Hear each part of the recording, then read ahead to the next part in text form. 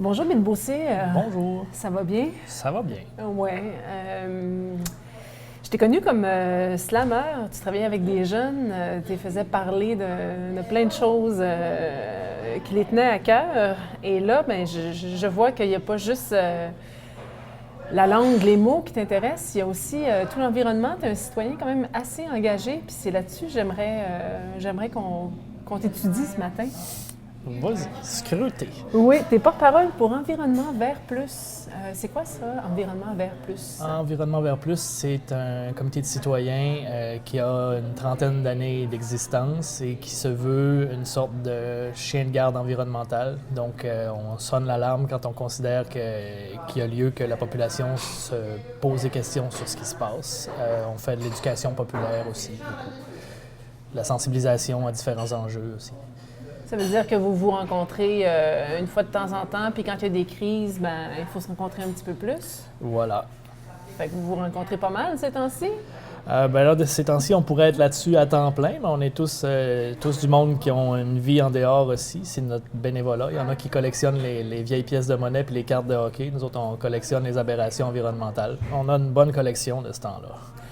Alors, qu'est-ce qui se passe de terrible? Par exemple, on voit sillonner sur nos routes des gros camions bien recouverts d'une belle toile. Ça, c'est plein de résidus pétroliers, je crois. En fait, les gros camions qu'on voit passer, il y en a beaucoup qui viennent de Gaspé parce qu'il y a l'opération de décontamination du port qui est en cours. Donc, c'est des bouts de dragage qui sont amenés jusqu'à Belle-Dune pour être compostés là-bas. OK. Alors, on prend les restants de la terre du port de Gaspé et on amène ça en camion jusqu'à Belle-Dune pour composter. Alors, qu'est-ce qu'on fait avec ce compostage-là? C'est dur à dire, mais sur le site de la compagnie qui procède à l'opération, ils mettent ça dans des sacs puis ils le revendent.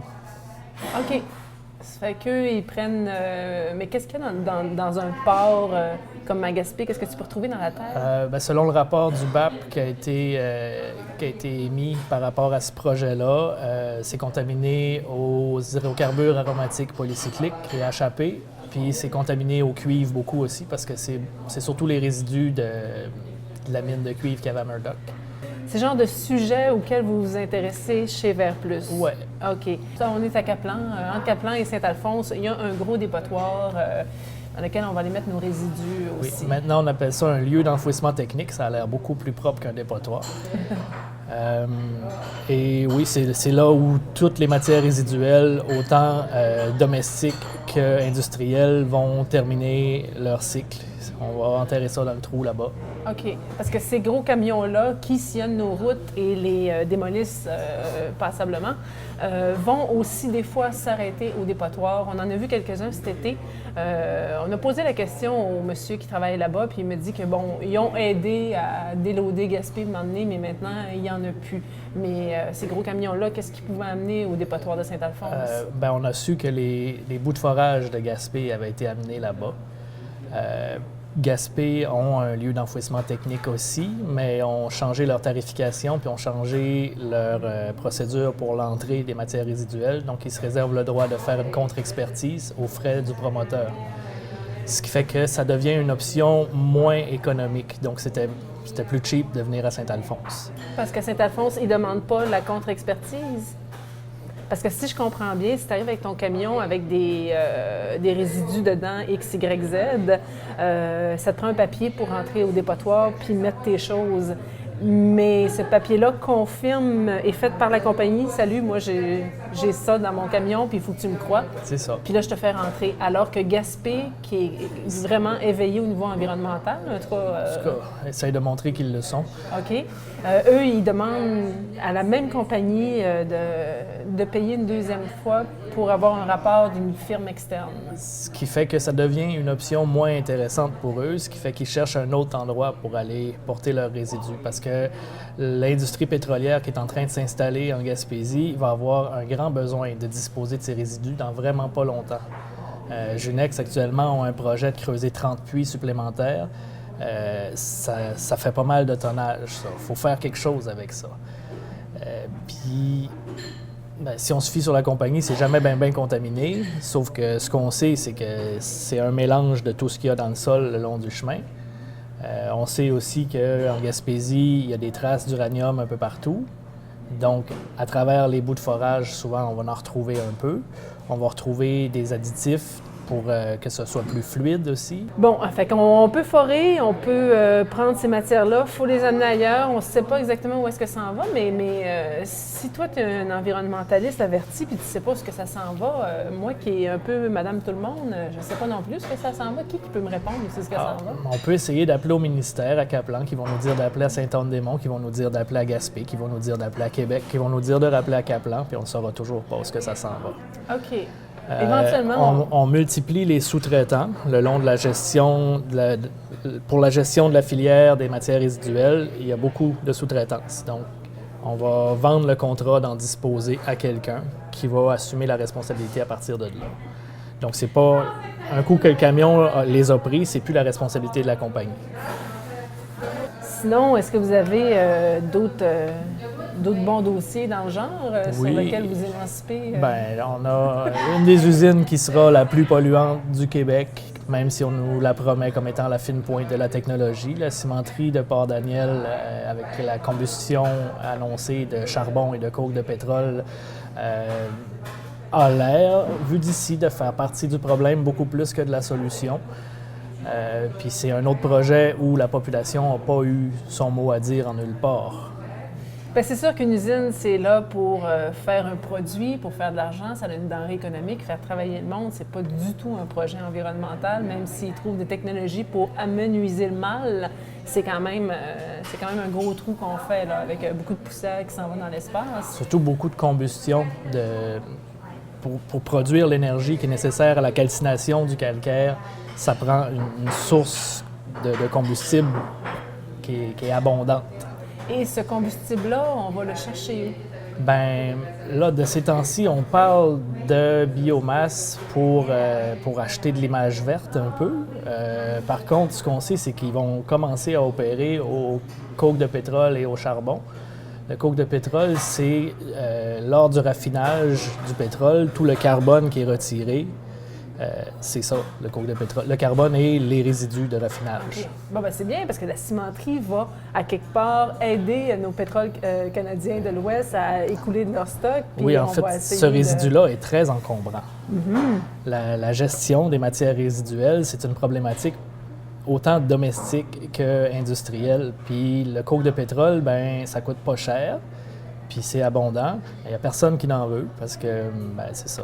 Mais eux, ils vont être capables de faire quelque chose avec ça ils vont le brûler. Il y a Orbit aussi, qui est un autre gros projet qu'on a en Gaspésie actuellement, qui est un procédé de raffinage de terres rares expérimental, puis qui est assez préoccupant, qui va générer aussi des déchets dont c'est pas évident de se débarrasser, qui a la même problématique que la filière pétrolière ou que la cimenterie, c'est-à-dire que la population n'a jamais été consultée sur l'implantation sur son territoire de cette filière-là. C'est aussi un gouffre énergétique, donc ils vont avoir besoin de quelque chose à brûler eux autres aussi. Ils sont en train de tracter avec l'industrie pétrolière pour pouvoir brûler du gaz naturel. Fait qu'on voit assez rapidement que tout ça se tient ensemble. C'est une espèce de triangle. C'est des gros réseaux qui s'installent ici. Personne n'est consulté, mais ils s'installent pareil au détriment de la santé du territoire, même si ça rapporte de l'argent, même si ça fait travailler un pourcentage X, même si ça nous permet d'amener un peu plus d'argent. À court terme, ça scrape tout. À moyen et long terme, ça peut laisser aussi des résidus. Et qui leur donne le droit de venir s'installer comme ça? Avec qui ils font affaire si nous, on n'a rien à dire puis on n'est jamais...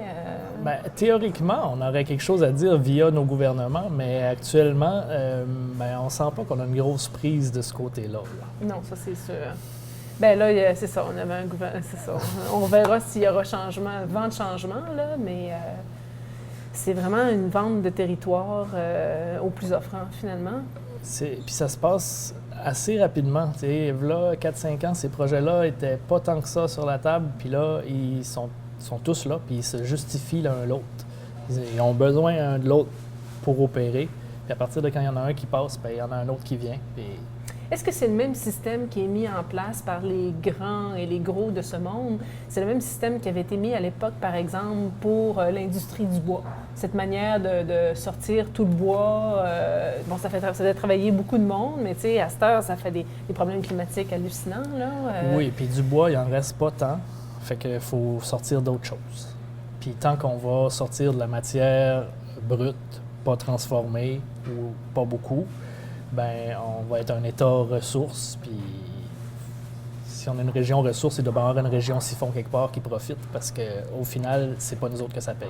Non, parce que même qu'on nous coupe tous nos services ici, alors on nous coupe notre territoire, on nous coupe nos services, on essaie de décimer la population. Par contre, on est capable d'extirper plein de choses du territoire. C'est une belle histoire qu'on raconte. Ben oui, j'espère que ça passe pas trop de bonheur le matin, parce que le monde va être déprimé. Oui. Elle est plate, mon histoire, mais c'est comme ça que ça se passe. Oui. Alors, il y a quand même des bons coups qui sont faits? On essaye de temps en temps d'avoir un peu d'influence sur ce qui se passe en sonnant la cloche, en étant tout le temps contre tout. Les environnementalistes sont beaucoup étiquetés comme étant tout le temps contre tout. On est toujours contre la même affaire. Mais en ramenant dans l'actualité, en ramenant dans les sujets de conversation des gens la préoccupation de ce qui se passe avec leur milieu de vie, bien, on espère que ça va permettre à un peu monsieur, madame, tout le monde de se questionner sur ce qui se passe chez eux, puis éventuellement d'avoir peut-être un impact quelque part. Oui, puis justement, quand on questionne, par exemple, les municipalités ou les instances gouvernementales, ils vont toujours dire qu'il faut développer une culture populaire. Ils renvoient finalement le pouvoir aux citoyens en disant « bien recyclez, faites vos choses, compostez ». Ils nous demandent de faire ça. Mais quand tu vas dans leur manière de gérer le territoire, en gros, eux autres, ils ne respectent pas le recyclage, ils ne respectent pas nécessairement ce en quoi ils nous demandent de travailler. Ouais, c'est bizarre comme système. Pour illustrer ça un peu, le citoyen va faire son compost à la maison parce que ça fera ça de moins de matière à envoyer au lieu d'enfouissement technique qui est une propriété des municipalités. Par contre, les municipalités, au bout de l'année, selon le tonnage qui a été traité au lieu d'enfouissement technique, si ça génère un profit, vont récupérer une ristourne là-dessus. Donc, ça devient payant pour les municipalités qui aient beaucoup de déchets d'envoyer. Donc, les efforts de réduction à la source ne seront pas nécessairement appuyés tant que ça. Puis, les questionnements environnementaux, par exemple, est-ce qu'on devrait prendre les matières résiduelles de l'industrie pétrolière dans le LET? Bien, ça va rencontrer une certaine opposition parce que c'est ces matières-là qui permettent de dégager un surplus et un profit qui est retourné aux municipalités. Donc, ça vient un peu museler le pouvoir citoyen de décider ce qui se passe avec ces matières résiduelles-là. Parce qu'on veut qu'on se prenne en charge, il faut faire de la culture. Nos grands-pères, nos grands-parents ne demandaient pas de faire du compostage, c'est complètement difficile, mais on va les plier, puis on va les mettre à ça. Puis sur notre petit territoire, dans notre jardin, ça va très, très bien. On est content de le faire, c'est une culture qu'il faut faire, mais il faut aussi, à l'échelle plus grosse, il y ait un respect. Puis là, ils sont en train de travailler sur... je suis pas bonne, moi, sur un plan de gestion des matières résiduelles, c'est de ça qu'on parle depuis l'entrevue. Et ils ont reporté la date pour rendre obligatoire le compostage? Oui, le compostage va devenir obligatoire à la grandeur du territoire québécois. Ça devait être d'ici 2020, puis là, dans le dernier pacte fiscal, ça a été repoussé de quelques années. Donc, pourquoi ils repoussent? Parce que ça coûte cher s'installer une plateforme de compostage, puis que ça fait une dépense de plus pour les municipalités.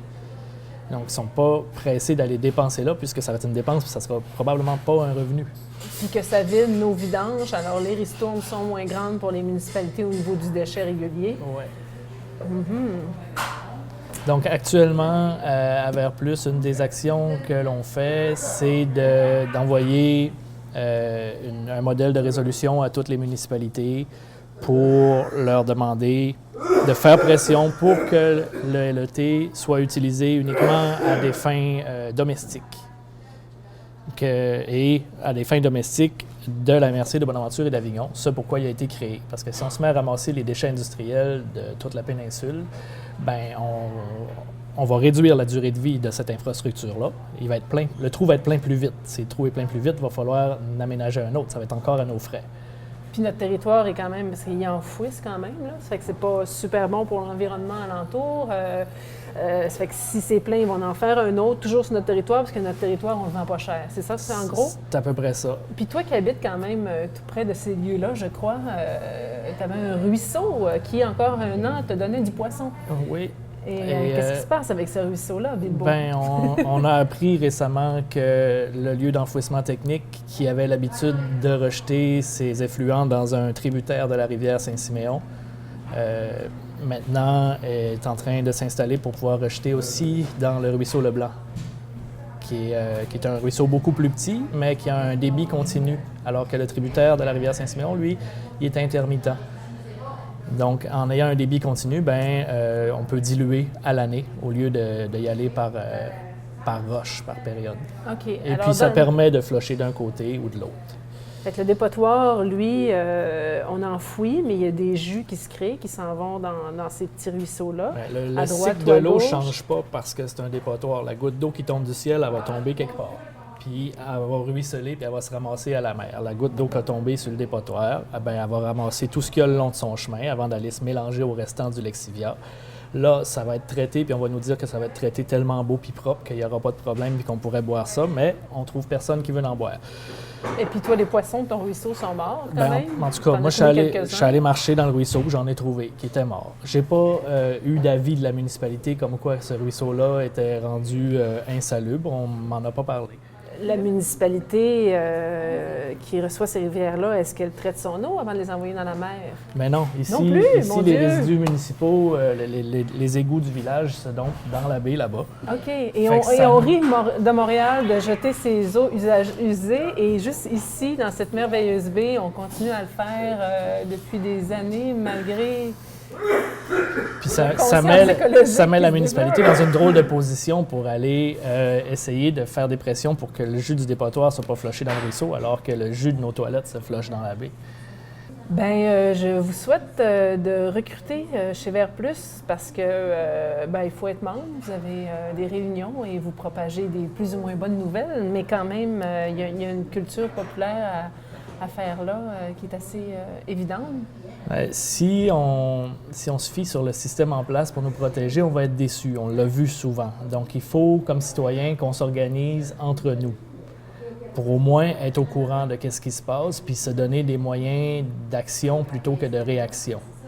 Fait que oui, tout le monde est invité à être membre, c'est assez facile, juste à rentrer en contact avec nous. Bien, merci de faire la nounou de la planète ou le chien de garde des lieux. Oui, on aimerait bien pouvoir agir sur le positif puis souligner les bons coups. Actuellement, on n'en voit pas beaucoup et les mauvais coups sont assez nombreux pour nous garder pas mal occupés. Oui, les grandes entreprises s'en viennent aussi, là, et vont s'amuser beaucoup sur notre territoire. On va surveiller tout ça. Merci puis bonne chance. Ça fait plaisir.